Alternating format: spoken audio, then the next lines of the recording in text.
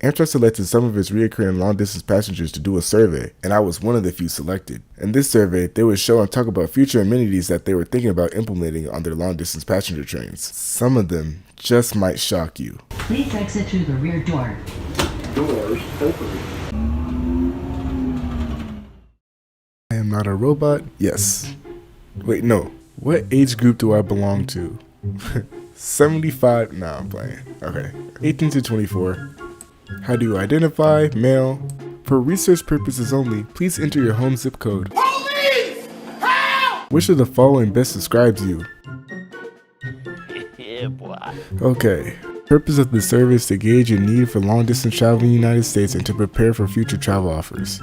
How likely will you be to take the following modes of transportation for a trip 250 plus miles within the United States? For any reason. Cars are trash, especially for long distances. So, yeah, no. Definitely would not. 250 plus miles in a bus? Probably wouldn't. Well, if you travel less than 250 miles in a plane, then you got some problems. You already know I'm gonna inflate Amtrak's confidence so they give us better service. Never been in an RV, but okay, maybe. Let me know if you ever did a road trip in an RV before. In the past year, which, if any, of the following modes of transportation did you use when traveling 250 plus miles within the United States? Amtrak, car, bus. Oh, I haven't taken a plane in a minute. That's that East Coast living, you know what I'm saying?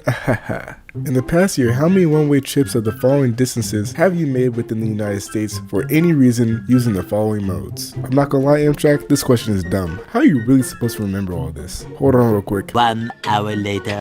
Okay, I think this is it. Yeah, this is it. Don't look at the bus trips, okay? I do a lot of traveling by bus. Would I consider this most recent trip a typical trip I would take? Yes. Approximately how far did I travel on this most recent trip? 250 to 300. Which of the following best describes your purpose of your most recent trip? To enjoy time with friends and relatives. Oh, I can choose multiple. To see specific cities or certain sites, to go shopping, to get to and from school, business purposes. Yeah, I think that's it. Which best describes your most recent trip? Neither. Strictly business, you know what I'm saying? Where did you travel to on your most recent trip? Which modes of transportation did I consider using? Literally just bus. Amtrak, you weren't even an option. How far in advance did you purchase your bus ticket? Days, bruh. Days. Days, bruh. How many times a year do you usually take this journey? 16. How familiar are you with Amtrak? Yeah, never heard of them before. What? Wasn't this survey given to regular Amtrak long distance passengers? Anyways, you mentioned that you've taken Amtrak before. When was the last time you've taken Amtrak for a trip of 250 miles plus? Within the last year. You know this. Finally we got to the layouts. Okay, here we go. This is the moment we've all been waiting for. Amtrak is considering new potential amenities and offerings for its long distance routes. Please rank each of the following different options for accommodations in terms of how appealing they would be to you when thinking about booking your next trip. 1, most appealing, 2, second most appealing, etc. Okay, what is that? 80 accessibility points? 0. Look at that window placement. Amtrak seems to be going for a new roomlet design. Interesting. I like the idea of the 2 couches, but it seems a little bit cramped. At least a little bit more cramped than what they have right now. Okay, the day train luxury too. This room is definitely larger than anything Amtrak currently has to offer. 2 chairs, a couch, a table, even the toilet and the shower is separate. This literally just looks like a larger version of the roomlet. Okay, what is the difference between these two? Look at this behemoth. Prestige bedroom. This is definitely larger than my freshman year college dorm. Literally a 2-bedroom, 1-bath apartment on a train. You can clearly see that the cabin takes up 3 windows. It's so large that these 2 separate doors to get to the hallway. I mean, this is definitely a great setup for a family getaway. I can see this being pretty popular, but as Amtrak, I wouldn't give it 3 separate room accommodations for this. This is literally 3 rooms put together. The enhanced coach is what Amtrak has right now, and it seems like Amtrak is trying to mimic airline seating on the right. Personally, my first choice would be the prestige bedroom if I wasn't broke, you know what I'm saying? But it still seems pretty epic. My second choice would be the luxury train 4. I think having a toilet and a shower inside of your cabin is pretty cool if I wasn't broke, you know what I'm saying? Might as well put this one too, seeing that they're the same thing. Hey look, they say which one's more appealing. They didn't give me a budget.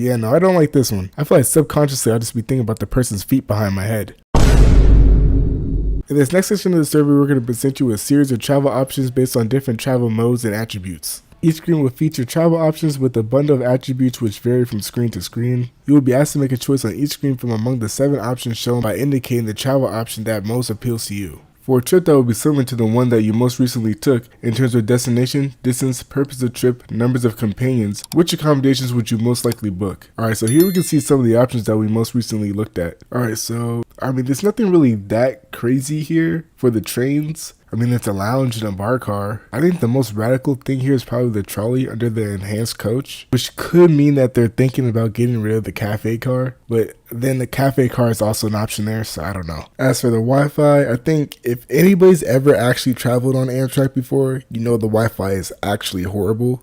Sometimes it works, sometimes it doesn't. It doesn't matter what class you're riding in, doesn't matter what accommodations you have, it just, yeah. The prices are pretty understandable. 2 tickets for that long of a distance makes sense to me. But with that on-time percentage and that frequency, no. I'm going with the bus.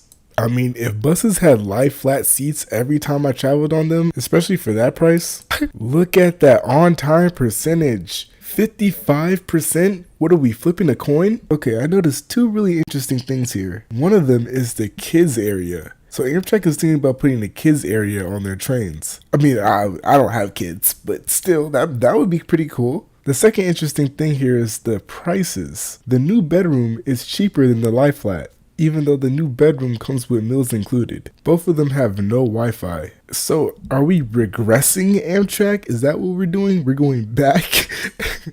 Look, I'm a college student. I really don't care about luxuries. As long as it's cheap, it's on time, and it helps me get back and forth. I'm also never going to choose the car ride option because 1, I hate car rides, 2, I don't own a car, and 3, I don't have a driver's license. When you grow up with this, in neighborhoods like this, why would you need a car? So the train comes with a sightseeing/panoramic car, but look at that prestige bedroom again. All-inclusive dining car or room service. Or room service? Oh, so like they'll deliver the food to you. Okay. That's already somewhat of an option on the current service. Luxury full bathroom like we saw. Look, there goes the price. For 2 people, for a party of 2, it'll cost about $4,000. Yeah. Oh, you gotta be.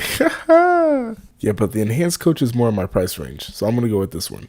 Okay, again with the kids area. Look at the Solo, an in-room sink. Where is the sink going? Where is the sink supposed to go?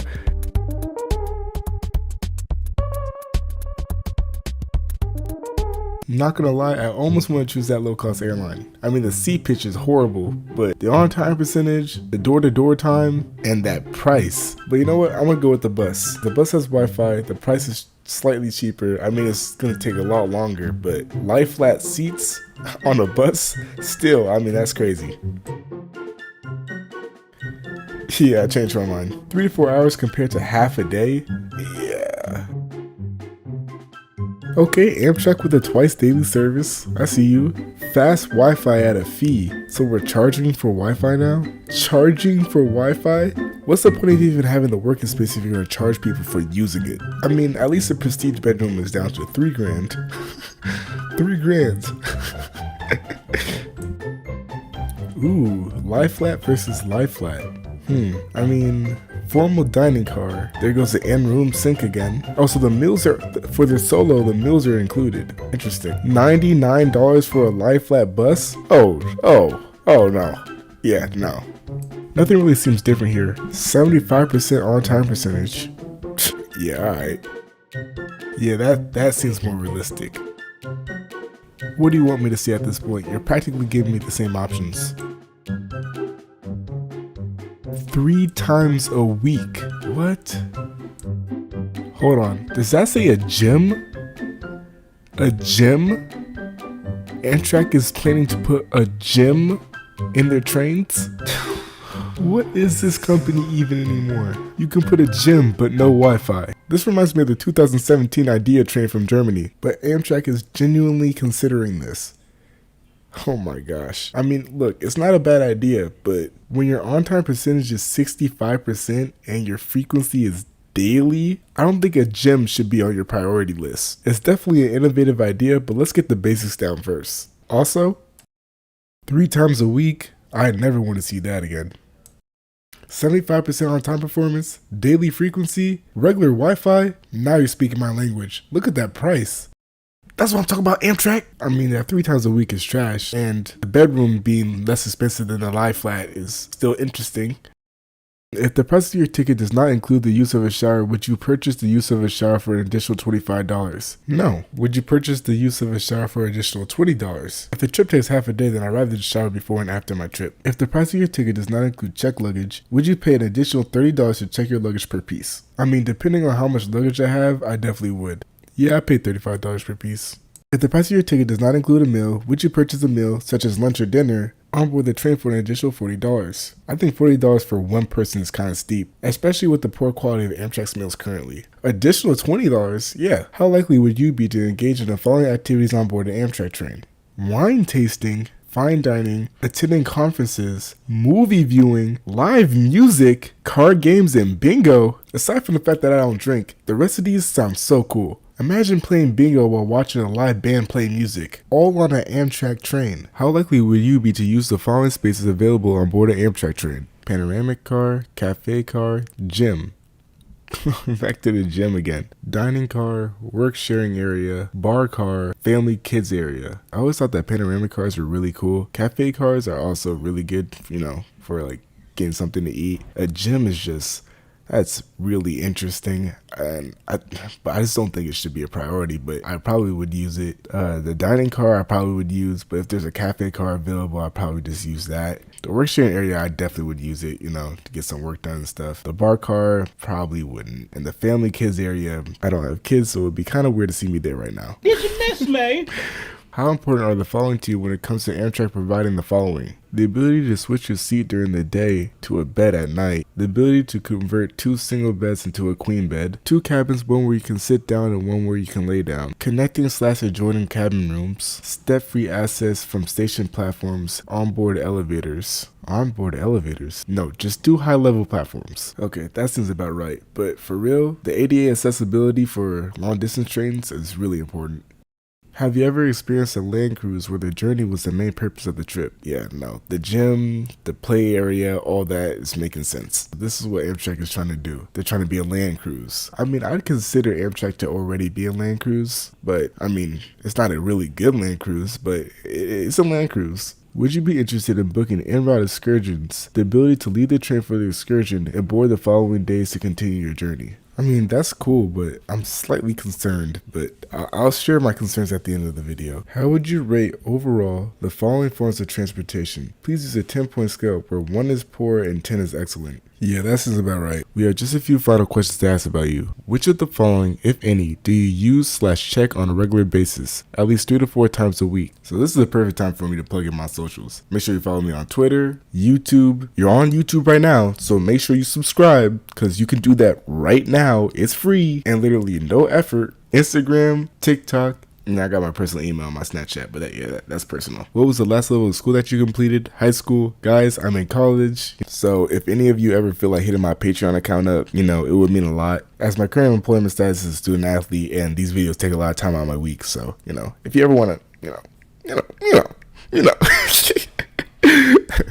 I don't own any of these. I'm not gonna lie. An RV sounds kind of cool. I always thought about owning an RV type of vehicle, but motorcycles, for any of you guys to do motorcycling, man, I don't know how you do it. Would you be interested in having Amtrak or a consultant working on behalf of Amtrak contact you directly to discuss how Amtrak can better refine its long distance offering?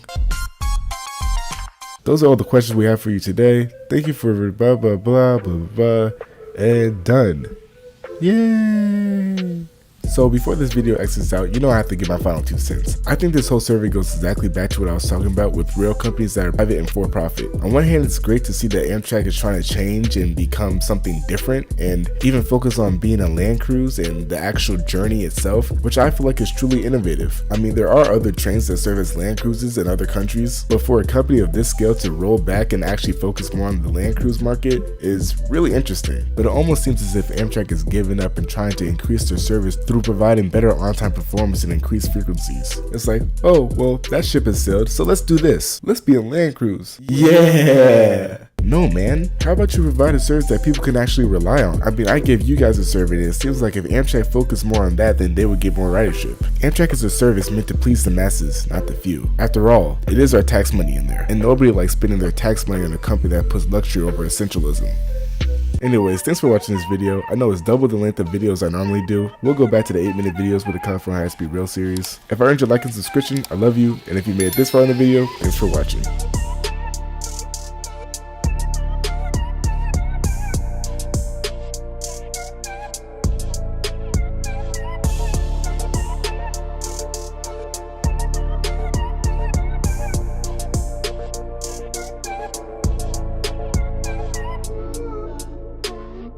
Please exit through the rear door. Doors open.